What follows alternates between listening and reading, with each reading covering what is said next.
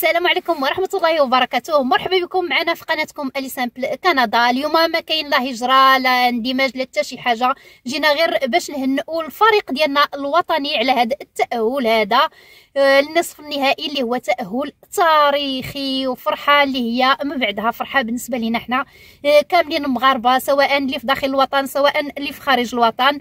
وجيت كذلك انني نهنئ المغاربه كاملين ونهنئ الافارقه كاملين ونهنئ المسلمين كاملين بهذا الفوز هذا وبهذا التاهل هذا، لان المغرب فكيمثل هادو كاملين اللي انا قلتهم. وكذلك هذا الفوز هذا فكيف ما شاهدتوا فماشي هو ما جاش غير من خيال كيف ما كيقولوا، ولا جا غير هكاك.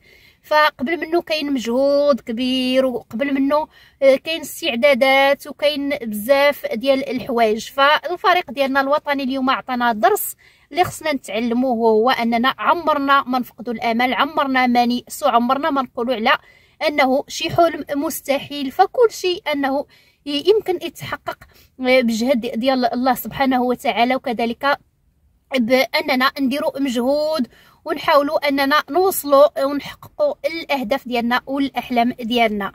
فعاوتاني كنعاود نقول لكم مبروك مبروك مبروك. حنا عاد غادي يبداو عندنا احتفالات، عاد غادي يبدا عندنا النشاط، وكنتمناو ان نجيبوا الكاس.